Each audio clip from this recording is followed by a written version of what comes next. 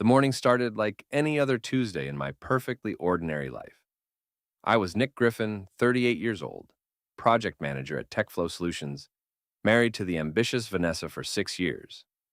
We lived in a decent house in Brookfield Heights, where the lawns were always trimmed and the neighbors minded their own business. I should have known something was off when my wife's brother Marcus showed up at our kitchen table at 7 in the morning, wearing a suit that probably cost more than my monthly salary. Marcus had always been a pretentious ass, but lately he'd been strutting around like he owned the world. 2 days ago, he'd been promoted to head of operations at Vanessa's company, Data Vault Industries, where she worked as a senior analyst. "Morning, Marcus," I mumbled, pouring coffee into my travel mug. My hands were still shaky from staying up late, working on quarterly reports. "It's Mr. Patterson now, Nick," he said without looking up from his phone. "I think we need to establish some professional boundaries." I nearly choked on my coffee. Professional boundaries? We're family. Exactly why this is important. Vanessa's career depends on maintaining proper workplace relationships. The guy was unbelievable. I grabbed my mug and headed toward the door, but my elbow caught the edge of the counter. Coffee splashed everywhere, including all over Marcus's pristine gray suit. "Jesus Christ," he screamed, jumping up. "Do you know how expensive this suit is? It's Italian wool, custom tailored." "Sorry, man, I'll pay for the cleaning." "You're fired," he shouted, his face turning red. "Pack your desk today. Security will escort you out." I stared at him. "You can't fire me. You don't even work at my company. I have connections everywhere in this industry. You're done, Nick. Done." Vanessa walked into the kitchen, took one look at the scene, and sided with her brother, without asking what happened. That should have been my first real warning. 20 minutes later, I was sitting in the lobby of the Marriott downtown, waiting for my scheduled meeting with Robert Chen, the investor who'd been courting our company for months. I'd been working on this deal for 6 months, and today was supposed to be the final presentation. "Ready for our meeting?" Chen asked, approaching with his usual confident smile.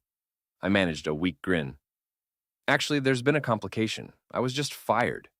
Chen's eyebrows shot up. "Fired? By whom?" "My wife's brother. He apparently has connections."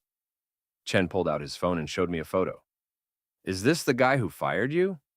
The picture showed Marcus at some industry conference, shaking hands with a group of executives. But Chen was pointing to someone else in the background, a man I didn't recognize. "That's Marcus Patterson," I said, pointing to my brother-in-law. Chen laughed, actually laughed. "Patterson? That little weasel couldn't fire a BB gun." "The man I'm pointing to is David Morrison, CEO of TechFlow Solutions. He's been trying to get a meeting with me for 2 years. Looks like I finally have some leverage." My phone buzzed with a text from my boss. "Nick, ignore whatever Marcus Patterson told you. See you at the office. Jim." Chen was already dialing. "David, Robert Chen. I have an interesting proposition for you regarding one of your employees." The next few days were a whirlwind. Not only did I keep my job, but Chen's investment deal went through with me as the lead liaison. Suddenly, I was the golden boy at TechFlow, while Marcus was left explaining to his new bosses why he'd tried to interfere with a multi-million-dollar deal. But something else was bothering me. Vanessa had been acting strange, stranger than usual. She was working late every night, taking calls in the other room, and had suddenly developed an interest in going to the gym at odd hours. "You're being paranoid," my friend Mike told me over beers at O'Malley's, our usual dive bar. Mike was a construction foreman, built like a linebacker, and had known me since college. Vanessa's always been career-focused. "This is different," I said. "She barely talks to me anymore. And when she does, it's like she's reading from a script. Maybe she's stressed about the Marcus thing. That had to be embarrassing for her." I wanted to believe that, but my gut told me otherwise. That weekend, I decided to do some digging. Not anything crazy, just paying attention to details I'd been ignoring. Saturday morning, Vanessa announced she was going shopping with her friend Kelly. But when I drove past the mall later, her car wasn't there. I tried calling, and she said they'd decided to go to a different location. Fair enough. Sunday, she claimed to be at the gym, but when I stopped by to bring her a protein shake, the desk clerk said she hadn't checked in that day. When I asked Vanessa about it, she said she'd gone to a different branch. Monday evening, I came home early and found a wine glass in the sink. We didn't drink wine on weekdays. When I asked about it, Vanessa said she'd had a headache and thought wine might help. None of these things were damning evidence, but together they painted a picture I didn't want to see. Tuesday night, I pretended to leave for a late meeting, but parked around the corner and walked back. Through the kitchen window, I saw Vanessa on the phone, pacing and laughing in a way she hadn't laughed with me in months. I know, she was saying. He's so clueless. He actually believed the gym story. My blood went cold. Thursday works perfectly. He has that client dinner, so we'll have the whole evening. Yes, I've been thinking about what you said. Maybe it is time to make some changes. I backed away from the window, my heart pounding. 6 years of marriage, and this was how it ended? With my wife planning secret meetings while mocking my trust? But I wasn't going to confront her. Not yet. If Vanessa thought I was clueless, I'd use that to my advantage. The next morning, I called in sick and followed Vanessa to work. She drove to Data Vault Industries as usual, but instead of going to her floor, she went to the executive level. I watched from the parking garage as she met with a man I'd never seen before. Tall, expensive suit, the kind of guy who looked like he'd never worked a real job in his life. They talked for a few minutes in the lobby, standing closer than the colleagues should. When he touched her arm, she didn't pull away. I took photos with my phone, not for any legal reason, just to confirm what I was seeing was real. That afternoon, I drove to Data Vault and waited in the parking lot. At 5:30, Vanessa and the mystery man walked out together. They got into his BMW, a newer model than anything we could afford, and drove to a restaurant across town. I followed at a distance and watched them through the window. They were holding hands across the table. She was wearing the red dress she'd bought for our anniversary, but claimed was too fancy to wear with me. My phone buzzed with a text from Vanessa. "Working late tonight. Don't wait up. Love you." Love me? Right. I drove home and did something I'd never done before. I searched through Vanessa's things. Not her phone or computer, which she kept password protected, but the physical evidence she might have overlooked. In her jewelry box, I found a receipt from Victoria's Secret for items I'd never seen her wear. In her coat pocket, there was a business card. Elliot Reeves, Senior Vice President, Strategic Development, Data Vault Industries. Elliot Reeves, so that was his name. I looked him up online. 35 years old, divorced, MBA from Wharton. His LinkedIn profile was full of corporate buzzwords and photos of him at industry conferences. In several pictures, I could see Vanessa in the background. How long had this been going on? I made copies of everything and put the originals back exactly where I'd found them. If Vanessa wanted to play games, I'd play along, but I was going to win. Thursday evening, I told Vanessa I had a client dinner and would be out late. She tried to hide her excitement, but I could see it in her eyes. Instead of going to dinner, I parked across the street from our house and waited. At 7:15, Elliot's BMW pulled into my driveway. I watched Elliot walk up to my front door like he owned the place. Vanessa answered before he could knock, wearing a black dress I'd never seen before. They kissed on the doorstep, my doorstep, before going inside. For 2 hours, I sat in my car watching the lights in my house, knowing what was happening in my bedroom. The rage built slowly like a pressure cooker heating up. At 9:30, Elliot came outside to move his car. He was wearing one of my shirts. That's when I snapped. I got out of my car and walked across the street. Elliot was fumbling with his keys, probably thinking about how clever they'd been. "Nice shirt," I said. He spun around, his face going white. "Nick, I thought you were at dinner?" "Yeah, that was the plan." I stepped closer. "But the client canceled." Funny how things work out. Elliot started backing toward the house.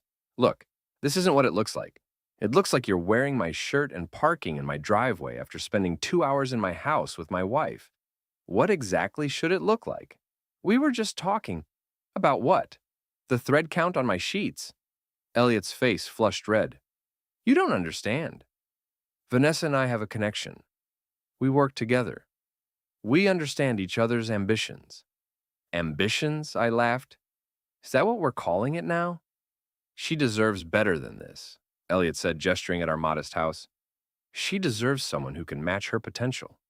"Someone like you?" Someone who isn't stuck in middle management at a second-tier company. That hit a nerve. You know what? You're right. Vanessa does deserve better. She deserves someone honest, someone who doesn't sneak around like a coward. Elliot straightened up, trying to look intimidating. Maybe we should discuss this like adults. Adults? You want to be an adult? Then let's go inside and have an adult conversation with my wife. The front door opened and Vanessa appeared. She was wearing a robe now. My robe. Nick, she said, trying to sound surprised. You're home early? Client canceled, I said, not taking my eyes off Elliot. But it looks like you two had your own meeting. Vanessa's composure cracked slightly. Elliot just stopped by to discuss a work project. In your bathrobe? I spilled wine on my dress. Funny, I didn't see any wine stains when Elliot came outside wearing my shirt. Elliot stepped forward. Look, Nick, this is complicated. No, it's really not. You're sleeping with my wife. That's about as simple as it gets. It's not just about sex, Elliot said. Vanessa and I are planning a future together. The words hit me like a physical blow. A future? Vanessa finally found her voice. Nick, I wanted to tell you, but what? You thought it would be more fun to humiliate me first? It's not about humiliation. It's about growth. Elliot understands my career goals. And I don't? You're content with mediocrity, she said. And there was no kindness in her voice anymore. Elliot pushes me to be better. I looked at both of them standing there. Elliot in my shirt, Vanessa in my robe, both of them looking at me like I was the problem. You know what? I said. You're absolutely right. I have been mediocre, especially when it comes to choosing who to trust. I turned and walked back to my car. Behind me, I heard Vanessa call my name, but I didn't stop. I drove to O'Malley's and found Mike at his usual spot at the bar. He took one look at my face and ordered me a double whiskey. Vanessa? He asked. Vanessa, I confirmed. I told him everything, the lies, the secret meetings, Elliot wearing my clothes. Mike listened without interrupting, his face getting darker with each detail. What are you going to do? He asked when I finished. I don't know. Divorce, I guess. Get a lawyer, split everything up, move on. That's it? What else is there? Mike leaned closer. They humiliated you, Nick. In your own house, wearing your clothes, lying to your face. You're just going to let them walk away. What choice do I have? You could fight back. How? Beat up Elliot? Key his car? That's not who I am. I'm not talking about violence. I'm talking about justice. Making them face consequences for their actions. I stared into my whiskey. Like what? Like making sure everyone knows what kind of people they really are. Like making sure their little love story doesn't have the happy ending they're planning. You're talking about revenge. I'm talking about the truth. Sometimes the truth hurts. I thought about Elliot's smug face, about Vanessa calling me mediocre, about the way they'd looked at me like I was an inconvenience in their perfect plan. What did you have in mind? Mike smiled. Let me make some calls. The next morning, I went to work like nothing had happened. I didn't mention the confrontation to anyone, didn't act angry or upset. If Vanessa wanted to play the deception game, I'd show her how it was really done. At lunch, Mike called with information. Elliot Reeves, he said. Divorced 2 years ago. His ex-wife took him for everything because she caught him cheating with his assistant. He's been living in a rented condo and driving a leased BMW. All flash, no substance. How did you find all this out? My cousin Danny works in commercial real estate. He knows everyone's financial situation. Elliot's been trying to buy a house for months, but his credit is shot from the divorce. What about Data Vault? That's where it gets interesting. Elliot's been promising investors that he's going to land a major client, someone who could triple their revenue. But Danny heard from a friend in the industry that Elliot's been lying about his connections. He's basically one failed quarter away from being fired. This was useful information, but I needed more. That evening, I went home to an empty house. Vanessa had left a note saying she was staying with her friend Kelly for a few days, to give us both space to think. Space to think, or space to plan her exit strategy. I used the time alone to do more research. Elliot's social media profiles were public. and he loved posting about his lifestyle. Photos of expensive dinners, luxury hotels, weekend trips to Martha's Vineyard. Either he was better at hiding money than his credit reports suggested, or he was living beyond his means. I also looked up Data Vault Industries. They'd been struggling lately, losing clients to bigger competitors. The company needed a major win to stay viable, and according to their press releases, Elliott was leading their expansion efforts. But here's what caught my attention. Data Vault had recently announced a partnership with Chen Industries, Robert Chen's company, the same investor who'd saved my job after Marcus tried to fire me. I had an idea. Friday afternoon, I called Robert Chen's office and asked for a meeting. His assistant said he was busy, but when I mentioned Data Vault Industries, she put me through immediately. Nick, how's the TechFlow project going? Great, actually. But I'm calling about something else. I understand you're working with Data Vault Industries. We're considering a partnership. Why? I might have some information that could be relevant to your decision. There was a pause. What kind of information? The kind that's better discussed in person. We met at a coffee shop downtown. Chen was a sharp businessman who didn't waste time on pleasantries. What do you know about Data Vault? He asked.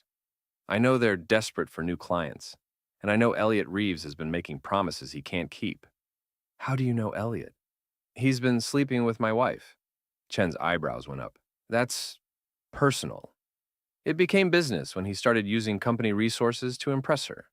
Hotel stays, expensive dinners, trips that don't appear on any client itinerary I can find. I showed Chen the photos I'd taken of Elliot and Vanessa at restaurants, along with receipts I'd found in Vanessa's purse that didn't match any legitimate business expenses. This is interesting, Chen said, but it doesn't necessarily affect our deal. What if I told you Elliot's been claiming he has exclusive access to TechFlow's client list? That he's been promising to deliver our accounts to Data Vault as part of your partnership? Chen leaned forward. Has he? He's never contacted me or anyone at TechFlow about switching vendors. But, according to my wife, he's told Data Vault's board that the deal is already done. Your wife told you this? My wife tells Elliot everything, and Elliot tells her everything, including things he probably shouldn't share with someone outside the company. Chen was quiet for a long moment. What do you want, Nick? I want the truth to come out. I want Elliot and my wife to face consequences for their actions, and I want to make sure you don't get burned by Elliot's lies. And what do you get out of this? Justice. Chen smiled. I like you, Nick. Let me make some calls. Over the weekend, I stayed at a hotel and let Vanessa think I was giving her space. In reality, I was planning the next phase of my strategy. Mike had been busy too. Through his network of construction workers, bartenders, and small business owners, he'd spread word about Elliot and Vanessa's affair. Not malicious gossip, just facts. Elliot Reeves from Data Vault was cheating with a married woman. Vanessa Griffin was cheating on her husband with her boss. In a city the size of Brookfield Heights, news traveled fast. Monday morning, I went back to work and acted like everything was normal. Around noon, my phone rang. It was Vanessa. Nick, we need to talk. I'm at work. It's important. Can you meet me for lunch? We met at a restaurant downtown. Not the same place where she'd been with Elliot, but close enough. Vanessa looked tired, stressed. Good. People are talking, she said without preamble. About what? About Elliot and me? Someone's been spreading rumors. Are they rumors? She looked away. That's not the point. This could hurt both our careers. Your careers? What about our marriage? Nick, please, can we just focus on damage control right now? I almost laughed. Damage control? Vanessa, you've been cheating on me for months. The damage is already done. It's not that simple. It's exactly that simple. You chose Elliot over me. Now you're upset that there are consequences. Elliot says we should get lawyers involved. Stop the gossip before it spreads further. Elliot says, what do you say? Vanessa was quiet for a moment. I say, I never meant for it to happen this way. But it did happen. And now you want me to help you cover it up? I want you to help me minimize the damage to everyone involved. Everyone? Or just you and Elliot? She reached across the table and touched my hand. Nick, I know I hurt you, but we can handle this like adults. We can get divorced quietly, split everything fairly, and move on with our lives. I looked at her hand on mine, the same hand that had been touching Elliot, and the same hand that had been lying to me for months. You're right, I said. We should handle this like adults. Relief washed over her face. Thank you. Adults tell the truth, Vanessa. Adults face the consequences of their actions. Adults don't sneak around and lie and betray the people who trust them. I pulled my hand away. So let's be adults. Let's tell everyone the truth about what you and Elliot have been doing. Her face went pale. That's not what I meant. I know exactly what you meant. You want me to help you hide your affair, so it doesn't hurt your precious career. But here's the thing, Vanessa. I don't work for you anymore. I stood up and left her sitting there. Tuesday morning, I got a call from Chen. Elliot Reeves contacted me yesterday, he said. He wanted to set up an emergency meeting to discuss irregularities in our partnership discussions. What kind of irregularities? According to Elliot, someone's been spreading false information about DataVault's business practices. He thinks it might be corporate espionage. I had to admire Elliot's nerve. When caught in a lie, double down and blame someone else. What did you tell him? I told him I'd be happy to meet. This afternoon, actually. Would you like to be there? What do you have in mind? Let's just say Elliot's about to learn that lies have a way of catching up with you. The meeting was at Chen's office downtown. I arrived early and waited in the conference room while Chen briefed his team. At 2 p.m., Elliot walked in wearing another expensive suit and carrying a leather briefcase that probably cost more than most people's monthly rent. He stopped short when he saw me. What's he doing here? Elliot asked Chen. Nick's been helping me verify some information about DataVault, Chen said smoothly. Please, have a seat. Elliot sat down reluctantly, his eyes never leaving my face. Now then, Chen continued, you mentioned irregularities in our partnership discussions. Yes, Elliot said, trying to regain his composure. Someone's been making false claims about my relationship with TechFlow Solutions, spreading rumors about my personal life. It's clearly an attempt to sabotage our deal. I see. And what false claims are these? Claims that I've been involved with someone at TechFlow, that I've been using company resources inappropriately, that I've been making promises I can't keep about client transfers. Chen nodded thoughtfully. Those are serious accusations. Do you have any idea who might be spreading these rumors? Elliot glanced at me. I have suspicions. Well, let's clear this up right now. Nick, have you been spreading rumors about Elliot? No, I said. I've been telling the truth. Elliot's face flushed red. The truth according to whom? According to the receipts in my wife's purse. According to the photos on her phone. According to the hotel bills charged to your DataVault corporate card for nights, when you were supposedly meeting clients, but were actually meeting Vanessa. You went through your wife's personal belongings? My wife, who's been lying to me for months about where she's been and who she's been with? Yeah, I did some investigating. Chen leaned forward. Elliot, are these claims accurate? My personal life has nothing to do with our business relationship. Actually, it does, Chen interrupted. Because you've been using company resources to fund your personal relationships. And because you've been lying to your board about having access to TechFlow's client list. Elliot looked genuinely confused. I never said I had access. According to DataVault's internal emails, which I've now seen, you told your board that the Chen Industries partnership would include automatic client transfers from TechFlow. You said the deal was already arranged through your personal connections.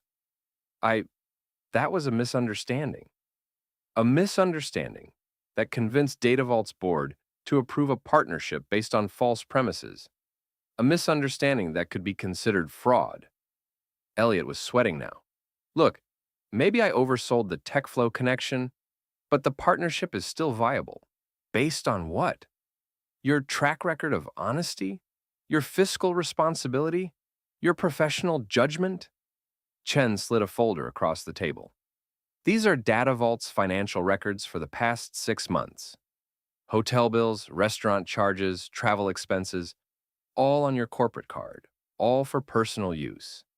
Your affair with Nick's wife cost your company nearly $50,000. Elliot opened the folder and his face went white. How did you get these? DataVault's board requested a financial audit before finalizing our partnership. They wanted to make sure their executives were fiscally responsible. Imagine their surprise when they discovered their senior vice president was embezzling company funds to impress his girlfriend. It's not embezzling. What would you call it? Elliot looked at me with pure hatred. This is revenge. You're destroying my career because you can't handle losing your wife. I'm not destroying anything, I said calmly. I'm just making sure the truth comes out. The truth? The truth is that Vanessa chose me because I can give her a better life. The truth is that you're a mediocre middle manager who never deserved her in the first place. Chen cleared his throat. The truth, Elliot, is that you're fired. DataVault's board voted this morning to terminate your employment and pursue criminal charges for embezzlement. Elliot stared at him. You can't be serious. I'm very serious. Security is waiting outside to escort you from the building. Your corporate cards have been canceled, your access has been revoked, and your severance has been forfeited to cover the money you stole. Elliot stood up, his chair scraping against the floor. This isn't over. Yes, it is, Chen said. And Elliot, the partnership with DataVault is canceled. We don't do business with companies that can't control their executives. Elliot looked at me one last time. You think you've won? Vanessa will never come back to you. She loves me. Then I guess you two can be broke together, I said.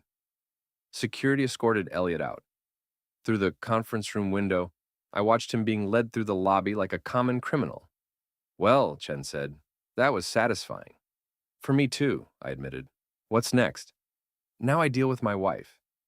That evening, I went home to find Vanessa waiting in the living room. She'd been crying, her makeup was smudged, and her eyes were red. Elliot called me, she said without looking up. I figured he would. He lost his job. They're pressing charges. I know. You did this. Elliot did this. I just made sure people found out about it. Vanessa finally looked at me, and there was something broken in her expression. Why? Why couldn't you just let us go? Because you didn't just leave, Vanessa. You lied. You cheated. You humiliated me in my own home. You made me feel like I was crazy for suspecting what was right in front of my face. I never meant. Yes, you did. Every lie was a choice. Every secret meeting was a choice. Every time you came home and pretended to love me while you were planning your exit strategy, that was a choice. She was crying again. Elliot says we can work through this. He says he'll find another job, that we can start over somewhere else. Elliot's broke, Vanessa. His credit is destroyed from his divorce. He just lost his job, and he's facing criminal charges. What exactly is he going to start over with? He has savings. He has debt. The expensive dinners, the hotel rooms, the weekend trips, all of that was paid for with stolen money. Elliot's been living a fantasy, and he convinced you to live it with him. Vanessa's face crumpled. So what now? You get your revenge and I lose everything? You didn't lose everything, Vanessa. You threw it away. There's a difference. I made a mistake. You made a series of calculated decisions. And now you have to live with the consequences. She looked around our living room, at the photos of our wedding, the furniture we'd picked out together, the life we'd built over 6 years. What about us? Is there any chance we could try to work through this? I thought about that question. Could I forgive her? Could I trust her again? Could we rebuild what she'd destroyed? No, I said, there's not. Because of Elliot? Because of you. Because when you had a choice between honesty and deception, you chose deception. When you had a choice between working on our marriage and running away with someone else, you chose to run. When you had a choice between treating me with respect and treating me like an obstacle, you chose to see me as the problem. Vanessa nodded slowly. So, this is it. This is it. What happens now? Now you pack your things. Now we get divorced. Now you figure out how to rebuild your life without Elliot's stolen money and without my support. I don't have anywhere to go. You should have thought of that before you burned down everything you had. She stood up and walked toward the stairs, then stopped. For what it's worth, Nick, I am sorry. I'm sorry I hurt you. I believe you, I said. But sorry doesn't fix anything. Sorry doesn't change anything. Sorry is just what people say when they get caught. Vanessa went upstairs to pack. I sat in the living room, listening to her moving around above me, and realized that for the first time in months, I felt at peace. The divorce was finalized 3 months later. Vanessa moved in with her friend Kelly temporarily, then found a small apartment across town. Elliot was convicted of embezzlement and sentenced to 18 months in prison. Datavault Industries was bought out by a larger company, and most of their employees were laid off. I kept the house, kept my job, and kept my self-respect. Mike threw a party at O'Malley's to celebrate the divorce being final. Half the neighborhood showed up, people who'd watched Elliot park in my driveway, people who'd seen Vanessa's lies unravel in real time. To Nick, Mike said, raising his beer, that's for proving that sometimes the good guys do win. I'm not sure I'm the good guy, I said. You're the honest guy. In my book, that's the same thing. Robert Chen stopped by the party, which surprised me. He pulled me aside and made an offer I hadn't expected. How would you feel about running your own division? He asked. What do you mean? Chen Industries is expanding. We need someone to head up our project management division. Someone with integrity. Someone who knows how to handle difficult situations. You're offering me a job? I'm offering you a career. Double your current salary, equity in the company, and the chance to build something from the ground up. I thought about it for exactly 3 seconds. When do I start? Monday. 6 months later, I was settling into my new office when my assistant buzzed me. There's someone here to see you, she said. She says her name is Vanessa Griffin. I hadn't seen or spoken to Vanessa since the divorce. I was curious what she wanted. She looked different, tired, older, wearing clothes that were nice but not expensive. The designer dresses and luxury accessories were gone. Hello, Nick. Vanessa, what can I do for you? I heard about your new job. Congratulations. Thank you. I also heard that Elliot got out of prison last week. I hadn't heard that. He called me. He wants to get back together. I waited for her to continue. I told him no. Why are you telling me this? Because I wanted you to know that I finally understand what you meant. About choices and consequences. Okay. Elliot isn't the man I thought he was. When he had money and a job and prospects, it was easy to believe in our future together. But when all of that was gone, he showed you who he really was. He blamed me for everything. Said if I hadn't been so obvious about our affair, none of this would have happened. Said I ruined his life.